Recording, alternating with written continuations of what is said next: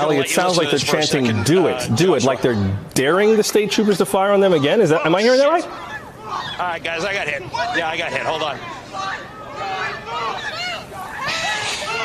Let's come back out for just a minute. Ali Velshi is standing by on the scene with us in Minneapolis, where things have certainly escalated.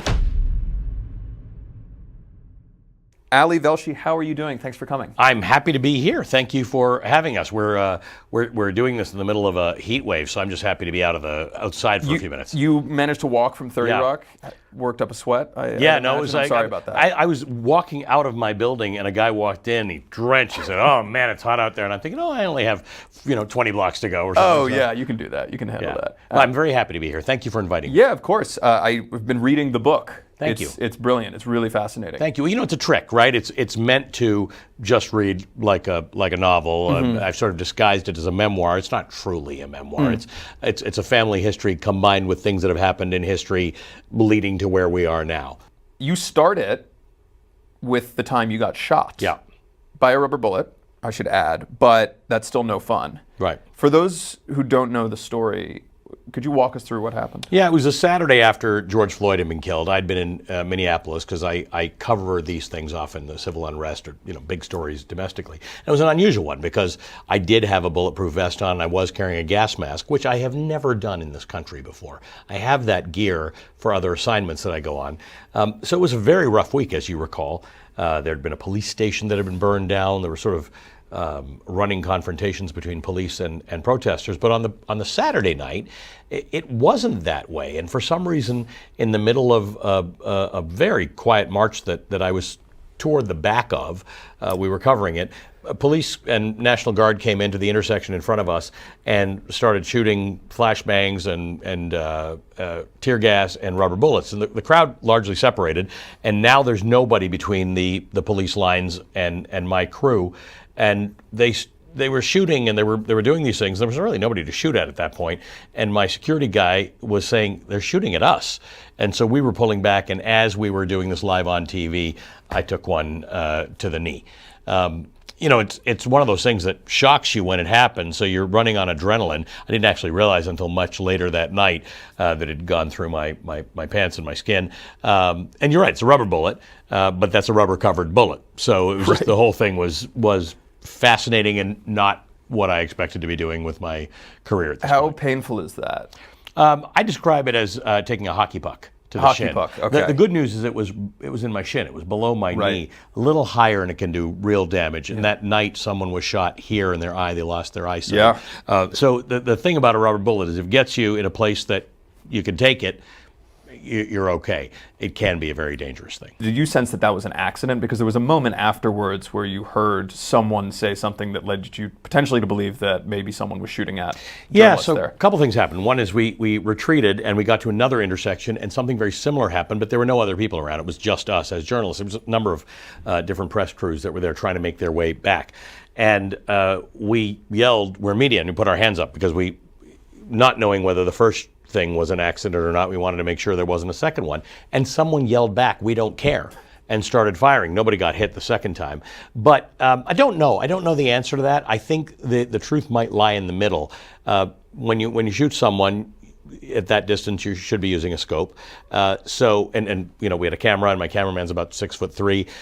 I think they knew we were media, and subsequent discovery has learned that night there was some sense of the police going after the media. But I don't know the answer to that, and maybe one day I'll find out. Not something that you want to hear about or see in America. And no, that's you the always weird part. Expect. Yeah, correct. That's not something we want to see or hear about. And as a viewer or listener or reader, you should never want that to happen. That shouldn't have to do with any kinds of politics or anything like that. You don't want your media impeded. It is one of the remaining great things about our country.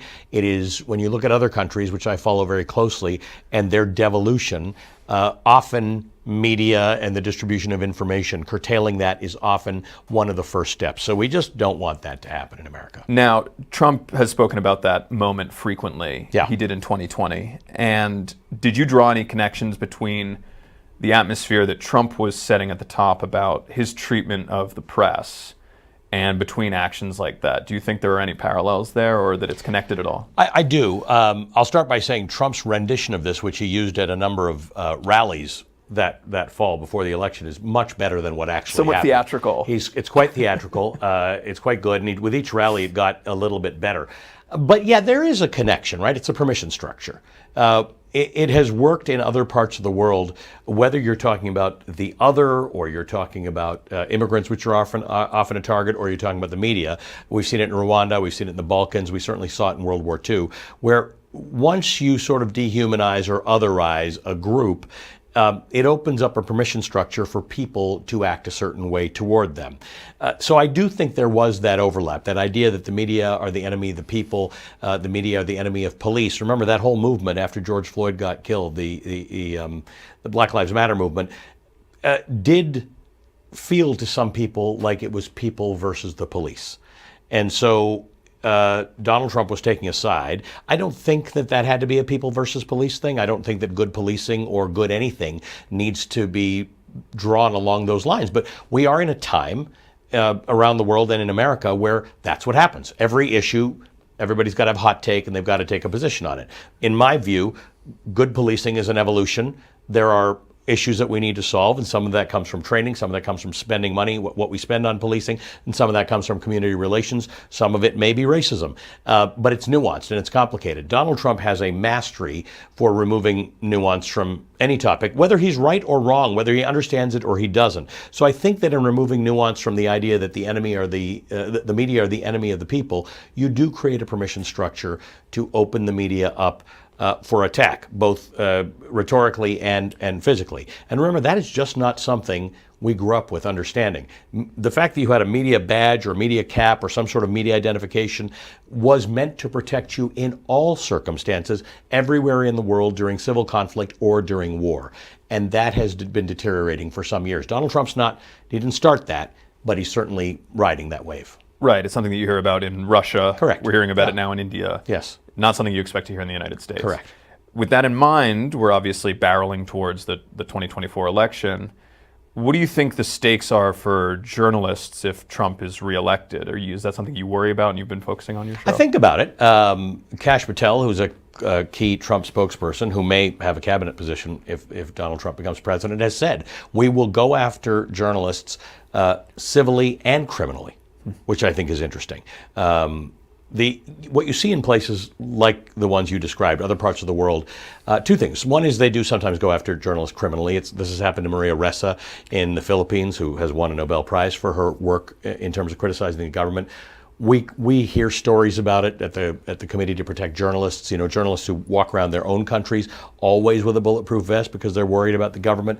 But the harassment is another department. It's the idea that suddenly you're getting audited, or suddenly your family's getting phone calls or threats. You don't have to implement laws. You just have to scare enough journalists off to say, go cover something else. Go back to covering economics like I did. Go cover sports. Go cover cooking or whatever the case is. Don't cover us critically. But this fits into something that Donald Trump has been saying about going after his enemies. He uses the term retribution. I am your retribution, which sort of mocks what Mussolini said. I'm your avenger. So I do think about this. I think if you fall into the category of critic, that might mean journalist, might be an opposition leader, might mean prosecutor, might mean witness, might mean juror, might mean anybody. I think there's some threat that Donald Trump will come for you, or the Trump administration will come for you. I'm sure I'm going to get yelled at about this, but from what I recall, the first Trump term, there was a lot of bluster about cracking down on the press. Right. There wasn't a lot of action Correct. from the Trump administration. Yeah. There were, a guy sent pipe bombs Yeah. to CNN. Yeah. And there were attacks on journalists, but Rachel Maddow, your colleague, was on The View, said that the camps that Trump is talking about setting up for undocumented immigrants, who's to say that journalists won't be sent to those camps? The View is fretting about The View getting canceled. Right. That's obviously lower stakes, but do you see a possibility, not just a possibility, but a likelihood that the bluster that Trump has always shown on the campaign trail and positioning networks like CNN and MSNBC as his opponent could go beyond that, and that there actually could be concrete action taken against the press in a way that goes beyond mere threats? Yeah, I think it's two distinct issues, and they're important to distinguish. The first part, and Timothy Snyder from Yale talks about this. He's the author of a book on tyranny. Authoritarian experts discuss the fact that sometimes you don't have to do the concrete stuff. You just have to put it out there. Right? If you say enough time that the media is the enemy of the people, you'll find enough people like the pipe bomb guy who say, let me take care of this myself, because people have beef with the media. Right? Some of it's legitimate. And then there's the actual stuff that you can do to try and silence the media. And that can be lawsuits, that can be, Donald Trump has talked about taking away our license. We don't have a license. We're a cable TV channel. There's no license. But he's talked about capital punishment for the heads of our companies. So I don't know. I don't know that you could get that far, but I don't know that we should be trying that. This is the country where our First Amendment, not our 13th Amendment, our First Amendment is about the establishment of state religion, the ability to peaceably demonstrate, and freedom of the press. It is something we hold dear. There are parts of the world where that's not primary. It is primary for us. So I don't know where one connects to the other, but I do think that this idea of engendering or encouraging stochastic violence because you tell people the media is the enemy might be all the danger you need. And really good autocrats in history have been able to balance this line between things that they actually do, jailing people, rounding people up, and prosecuting them, with this idea of let the people take care of it. Let people start to hate journalists and mistreat them and threaten them, and you might take care of the problem that way. January 6th, a great example of that, obviously. Right. Trump didn't need to storm the Capitol. Correct. He just needed to tell the supporters that Yes. the election was stolen. Fragility of social fabric, I feel like, is a big theme that courses through your book. Yeah. From your family moving to South Africa and experiencing apartheid, fighting against it, and leaving South Africa in a place where South Africa was worse off than when they arrived, to no fault of their own, of course. Do you think that we take for granted the stability that we have in the United States? And was that something that sort of alarmed you when you were reporting out this book? Yes, 100%. And that sort of ties to that opening chapter. I think we do take it for granted. My book talks a lot about the responsibilities of citizenship and the idea that being cynical about politics is a luxury that exists with people who have never had to live outside of a political system, or without a political system. If you've been outside, if you haven't had a political system, as my parents did not enjoy growing up, you crave it, you want it. It's blustery, it's noisy, it's frustrating, it's a lot of things, but it is actually our responsibility. The responsibility of citizenship is not just simply voting, or, as I write in my book, jury duty. That's the basics. That's the price of admission. It is looking at your country and saying, how do I leave this thing better than I found it? And if there are fissures, if there are rips in the fabric, it's on me to try and fix them. Little ones in ways that I can. You can't fix the whole world. The world feels like a boiling pot right now. Dried kindling, perhaps, where if somebody throws a match, lots of things can go wrong. And in a lot of parts of the world, things are going wrong. I do think that we have the ability to keep democracy on track in the United States, but I think we have to accept the fact that democracy, because it exists, doesn't just sustain itself. It takes work and input by us, the citizens, and that is a responsibility we've got to take seriously. Speaking of kindling around the world, we're obviously dealing with a major war in Gaza. What do you make of the way the Biden administration is handling that war right now? Because this is an issue you've covered, Israel and Palestine, on your show on MSNBC for years now. What do you think of the Biden administration's handling of this? I will start by saying this is a decades-long problem that if there were an easy solution, we'd have arrived at one already. I'm surprised at how long it took the Biden administration to come around to the fact that this is a brush fire that's out of control.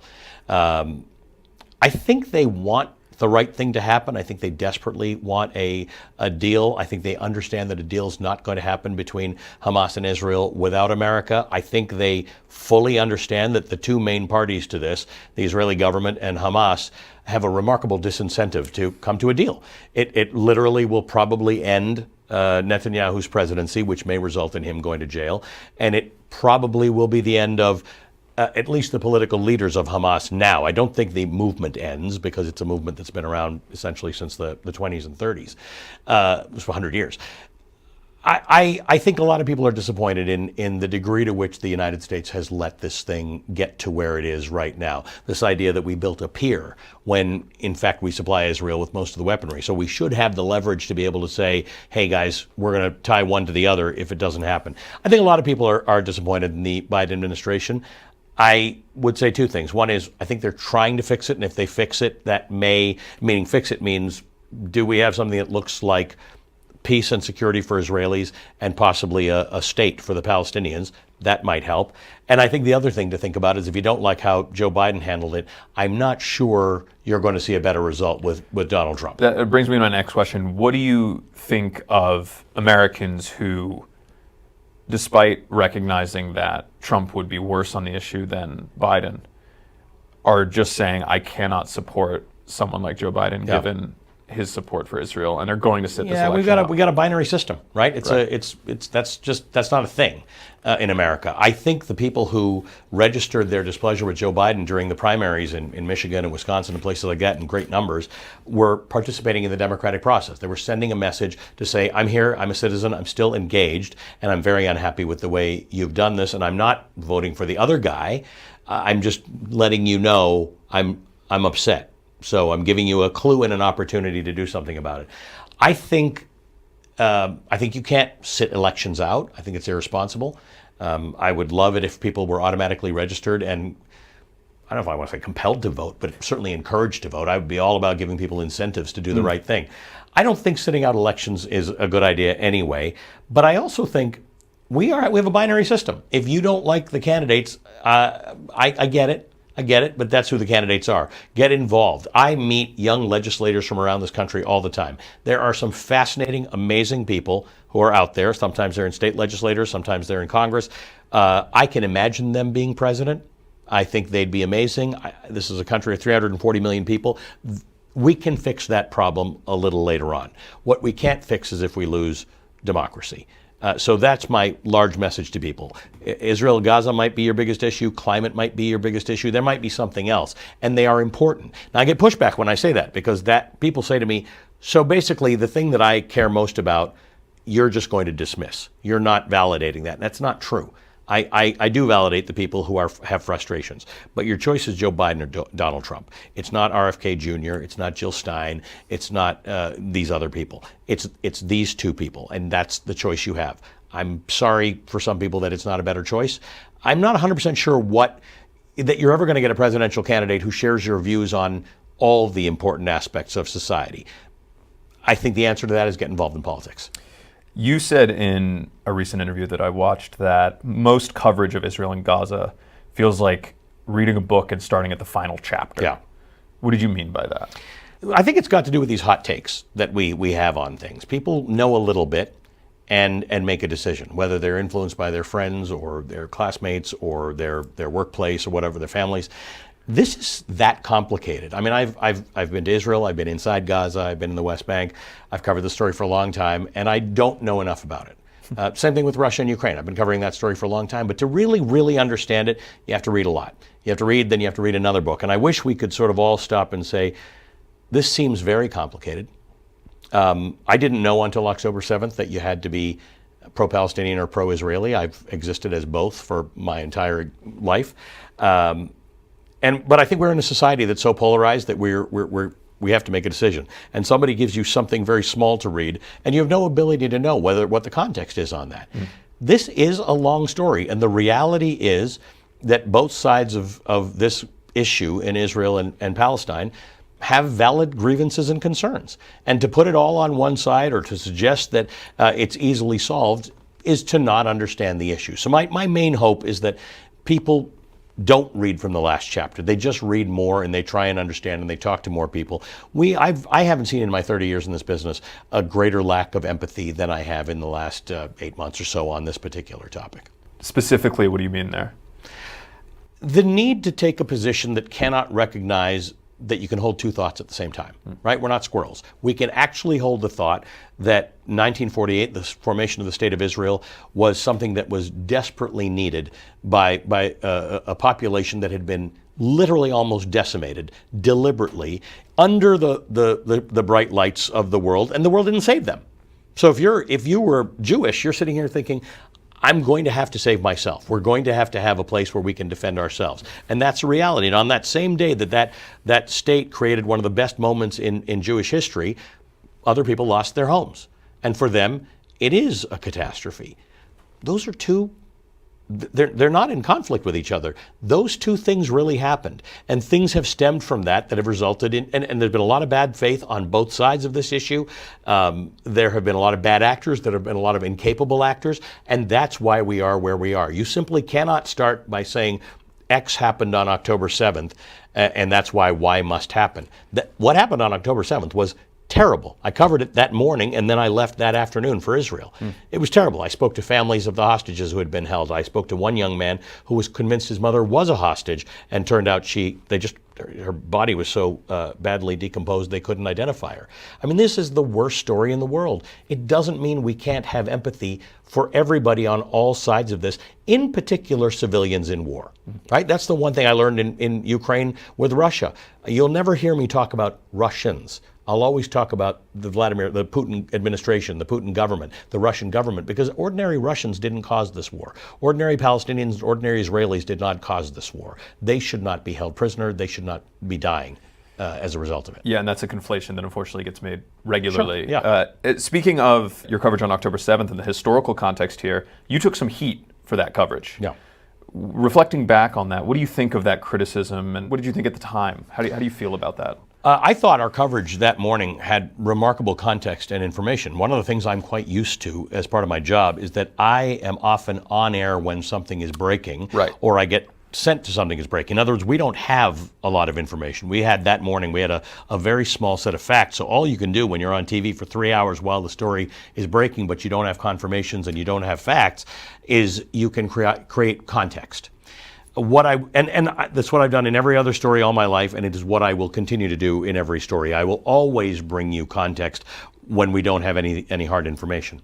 I was surprised at the number of people who actually posted things to say, this is not a time for context. There is no context here. Because in my reality, there's no issue in which context is not relevant or important. Doesn't matter how mad you are at somebody. Doesn't matter what you think of the situation. Doesn't matter what you think the outcome is. This is not a topic my audience studies from a day-to-day basis. So when it happens, we have to talk about it and we have to create the context. Again, same thing with Russia and Ukraine. I had to describe NATO, why it was formed, the Warsaw Pact, why it was formed, when they started, when they ended, what all the deals were, so that when you're discussing it, you have a proper context in which to frame it. That's what we were doing on the morning of October 7th. Now, some people were in WhatsApp groups where they were getting more information faster than we were. As a news organization, we can't put that on TV. If I get a WhatsApp that says something, it has to go through a process in which we can try and confirm it. So I wouldn't have done things differently because I didn't have better information to give. And I think it's something people have to understand, that they may think they've got better information on their phone. I don't have the ability to do that. If I had left, I was in Israel by the next morning. Had I been there the next day, the coverage would have looked very different because I would have had a lot more information. But all we knew at the time was that Hamas had broken through. They had launched lots and lots of rockets, which is interesting in and of itself because often Hamas launches rockets that don't make it over the Gaza border. So the idea that they had launched as many rockets as they had and they had penetrated the Iron Dome system. But we had to talk about who is Hamas? What's a Gaza? What are the conditions in Gaza? And I was doing it with one of the only other guys, we don't have a lot in our network who have spent time in Gaza, Aidan Mohidin. So we were creating context, and it came across to some people as a academic conversation, creating context around a breaking news situation in which we were avoiding facts. We just didn't have a lot of facts in those early hours. Right, and I suppose you would say there's a difference between adding context to a story in the same way that people would give context to Israeli strikes in Gaza. Correct. And explain that their response to October 7th, yeah, and between providing context that excuses something like that. Correct. Right? And there was no work that we did that excused, supported Hamas. It was simply explanations of it. But in explaining why Hamas came to be, you have to explain the frustrations of the Palestinian people. And in explaining that, you have to explain the failures of Israel and the Palestinians to come to a meaningful peace over and over again. It's not support, it's simply context. Context is not justification. Right. Jonathan Greenblatt, he appeared on Morning Joe, I believe. He asked if the scripts at MSNBC were being written by Hamas. Yeah. What did you think of that? It's what I told Jonathan Greenblatt. I've known him for a long time. We've been friends. I was deeply disappointed that he would say such a thing. He knows me, knows my story personally, knows the context of my story, and he knows what I do. I think things like that are irresponsible. But he knows that. He knows I think so. He knows lots of people think so, and he's chosen to go down this road. He could be a very, very helpful voice in this conversation. The ADL has traditionally been a very helpful voice in understanding statistics and trends around racism and inequality in this country. I don't think that's what he and they are doing right now, but that's a matter that they can take up and hopefully will organize. Did he apologize or explain himself in any way? We had a good dialogue. Okay. I wouldn't characterize it as an apology. We spoke because we've had a long-standing relationship. We're probably due or overdue for a real conversation. That's going to take a while. Okay. But I'm willing to have it. I hope he is too. The problem is October 7th had the result of hardening hearts. And I live in a world where it's never going to get better when you harden hearts. You know, it may happen, but we're going to have to soften hearts again in order to come to a deal. The day there's a deal between Israel and Hamas, there are going to be a whole lot of people who think that everybody compromised too much and gave away too much. But that's the nature of deals and compromises. We are going to have people who sit around a table who are going to be able to validate people on the other side, whether or not they agree with them. They might even hate them. And that's just the world in which we have to operate. I'm not looking forward to a world in which Jonathan Greenblatt and I are not moving toward the same goals, which is global understanding between amongst different people, and this fight of anti-Semitism. I mean, it's a real thing. We all need to be together in fighting it. And this rise in Islamophobia or anti-Palestinian sentiment, all of these things are bad. And all of the victims of them are not people who deserve it. So I would just like to hopefully be part of a softening of hearts on this one. Now, there was some reporting at the time that MSNBC had benched you, Ayman Mohyeldin, and Mehdi Hassan, who's now left the network. Was that true? Well, I think some of the reporting maybe didn't understand some of the, particularly with me, my circumstances. Because you went to Israel. Right, I was there. Right. I was off my show the next morning because I was in transit. Right. We couldn't go to Tel Aviv. We had to go to Amman, and so we didn't get into Israel until what would have been Sunday afternoon U.S. time. So I couldn't have been on TV, but I was on TV reporting for the course of the week. I don't know what the other guys' schedules were, but we're typically on the weekend. So the point is Monday, Tuesday, Wednesday, Thursday, Friday, we're not typically on. So I don't know. I mean, I've read a lot of reporting about what was going on behind the scenes, and I still don't know what the truth was, but I was on TV a great deal during that week, probably 50 or 60 times before I got back the next weekend. You had an exchange with Richie Torres on Twitter. He claimed that it was imaginary that there were checkpoints in Israel that separated Jews and Muslims. Right. You had a personal experience there. What happened? Yeah, he was talking about Hebron in particular. And I will say this, that when talking about Israel and the separations and the unequal things that happen, you have to stipulate there are a few things going on, right? There are Arab citizens of Israel. They have a different set of rights than Palestinians in the West Bank have, who have a different set of rights than people in Gaza had. None of them enjoy absolute equal rights in Israel. But in the West Bank in particular, in Hebron, it is a place in which there are streets on which Israelis can walk and Palestinians cannot walk. Streets in which Israelis can be in a vehicle and that Palestinians can't. And I was subject to that. I tried to get into the tomb of the patriarchs, and the soldier stopped me and asked me if I'm Jewish. And I said, do I need to answer that? And he said, yeah. And he said, if you're not Jewish, you're not going here. And I said, why? What's the prohibition? And he said, he said he didn't have to give me a reason. And there is agency given to the soldiers on the spot to make certain decisions like that. So I didn't go. I wasn't able to go by virtue of the fact that I'm not Jewish, or I wouldn't identify myself as Jewish. Because I thought that was a weird thing, and I come from a place where decisions aren't made on the basis of what your religion or skin color is. And my point to Richie Torres is that his information was incorrect. It's just incorrect. I've been there, and if he were to go there, he may find the same thing. I don't know where he got his information from, and he had posted a lot of things like that. I don't know where he got that. Everybody or anybody who's gone to Hebron understands one thing, and that it is a fully segregated city. When you were reporting on apartheid South Africa for this book, did you notice any similarities between South Africa and Israel today? Yeah. Because obviously people make that comparison a lot. Yeah, if you go to the West Bank,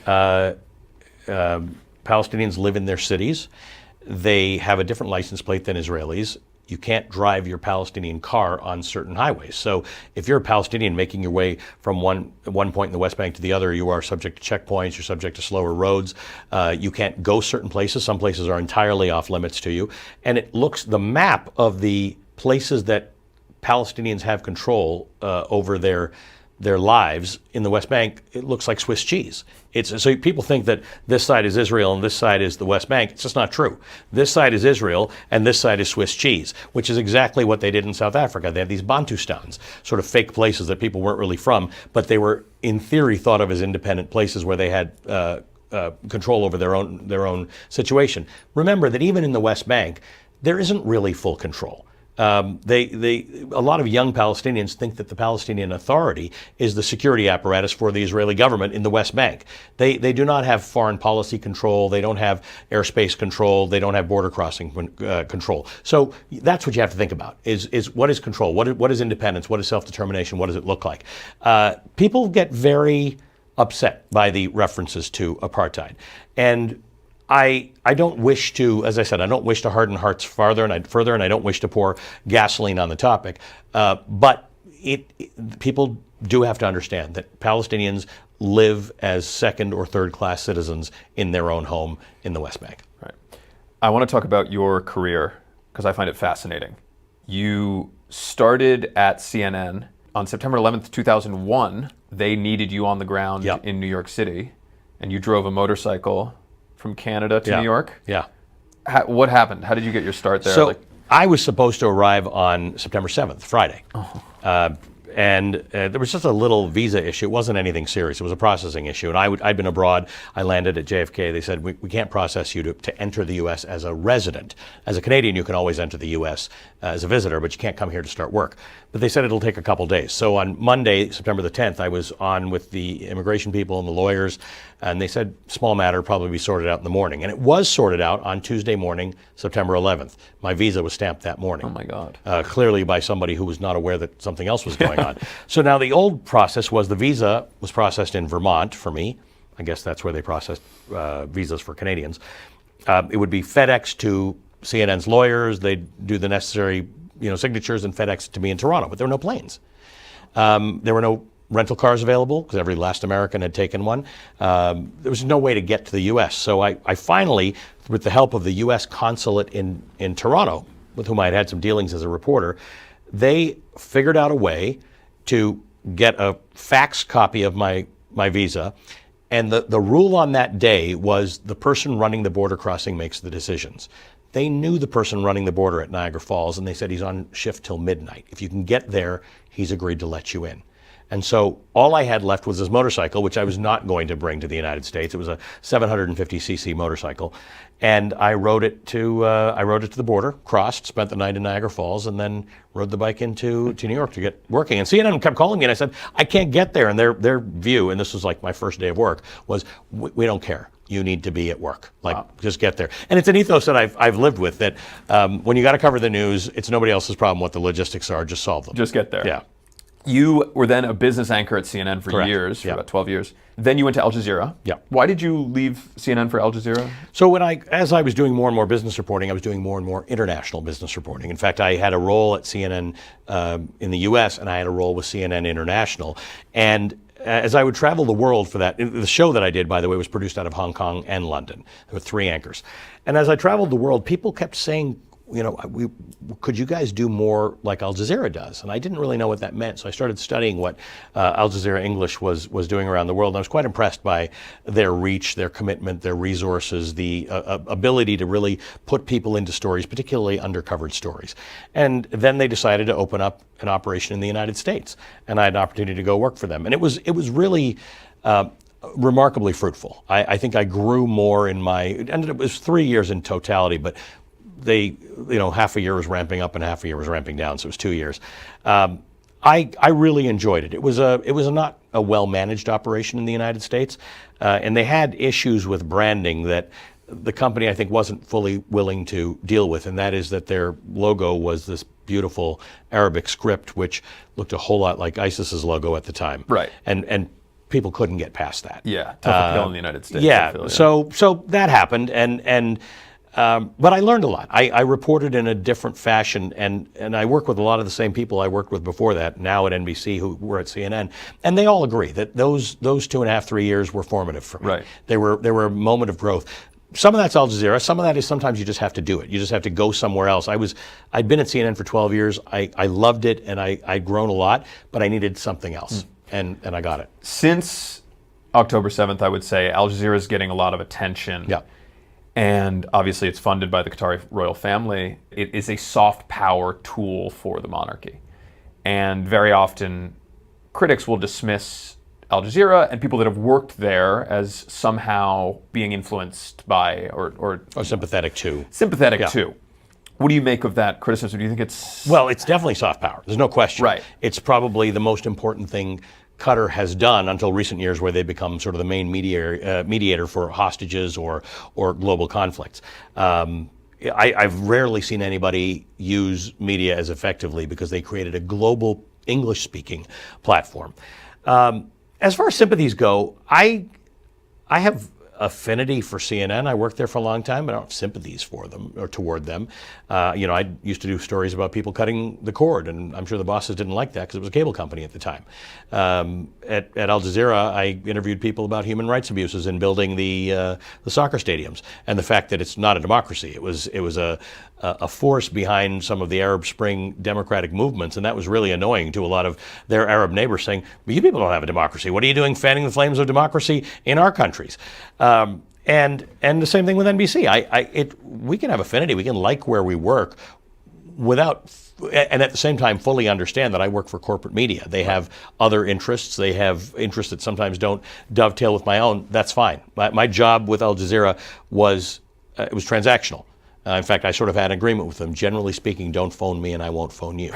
But I said, I want to be able to say in interviews, as I am doing today, for the rest of eternity, you didn't interfere with any of my stories. You didn't guide my coverage, and you never told me what to cover and what not to cover. You had full editorial, Yes, and yes. people that you know that worked at Al Jazeera have had full editorial. I won't, because I just generally don't like to speak for Sure. other people's deals. But in my particular case, I was 100% sure that would be the day it ends. Right? If you attempt to have me cover a story that I wasn't going to cover, not cover a story I was going to cover, or color the way I cover a story, that'll be the end of our relationship. That was an agreement I had. They stayed with it. I stayed with it. I think in instances like this, where you work with state paid for media, and again, this could apply to the CBC in Canada or the BBC. There's a lot of state-owned media around the world.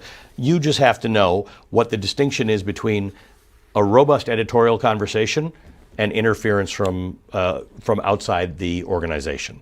That distinction was always clear to me. Yeah, because there was this rather, I thought, ridiculous report in the Free Beacon about how a number of reporters on the Washington Post foreign desk had previously worked at Al Jazeera. And one of them, Louisa Lovelock, who was the Baghdad bureau chief, had written one story for Al Jazeera. Right. And I just thought it was silly that there's this assumption that you are stained if you work at Al Jazeera, which, I mean... But I come from Canada, where, again, when you understand that there is, in some places, a role for the state or the government in the funding of media because you cover stories that are not covered, maybe I have a slightly different level of comfort with it. In America, we generally think that's a bad thing. We don't seem to be troubled by the idea that media in America is often controlled by corporate interests that are aligned with political interests. There seems to be a weird line that if the government's involved, it's really a problem. I don't necessarily share that view. I do share the view that governments who own media should really understand where the wall is, where the line is between the government and its interests and the media organization. The heads of those organizations should know this is a line and this is not an appropriate one. But given that I believe that journalists should be critical of their countries and everybody else's countries, as long as they're not stopping you from doing that, I'm not worried about it. Now, as I mentioned, you were business anchor for CNN. You're business correspondent for NBC News. What do you think about the state of the media industry? Are you optimistic about its future? Hopeful, not optimistic necessarily. For a couple of reasons. One is our financial structure is changing, right? So it becomes hard to understand. I think we all understand distribution is all digital now, or is going to be all digital fairly soon. We are still quite robust in the cable distribution side of things, but it doesn't get bigger on a yearly basis. The money's there. Correct, the money is there. Because you can garner money against every subscriber, every cable subscriber. It's not clear how you do that on the digital side, right? You have much more experience in that than I do. We've got the eyeballs. We know people will watch our brand or the major news brands, but the structure of making money out of that is entirely different than what we're used to, right? We are big legacy organizations with big legal teams, with big infrastructure, with big standards and practices department, and that's all important. I don't know how we make that transition into the new world in a place where lots of people trust legacy media a lot less. And that's part of the problem. We're spitting into the wind here. We have fewer subscribers. I think when I started in the business, there were 110 million households that subscribed to cable. I think we're around 50-ish now, maybe under. It's dropped. And it's going to keep on dropping. The age of the audience is increasing. So I don't know from a financial perspective how this goes forward. Now, once the finances stop working, it means you pay people less money, which means they make other choices. Right? Should I be a journalist? It's a hard job. You're coming under criticism. I could do something else and make more money. That's where the fear comes in for me. How do we incentivize people to remain journalists? How do we continue to incentivize real journalism? When I say journalism, I mean bearing witness. Bearing witness involves being places. That's expensive. And then taking the information you have because you've borne witness and you've got video and you've seen what's actually going on, and then holding power to account because you have that information. That's all we're supposed to be doing. But that first part, the bearing witness, is costly. Right? The second part we can do because you can gather information that other people have and you can hold power to account. But someone's actually got to gather that information. Someone's actually got to get to the ground so that they're talking to not just princes and prime ministers and leaders, but regular people and gleaning their experience. It's the most interesting part of my job. It's also the most expensive. Ali Velshi, thanks so much for coming on the show. I really appreciate it. It has absolutely been my pleasure.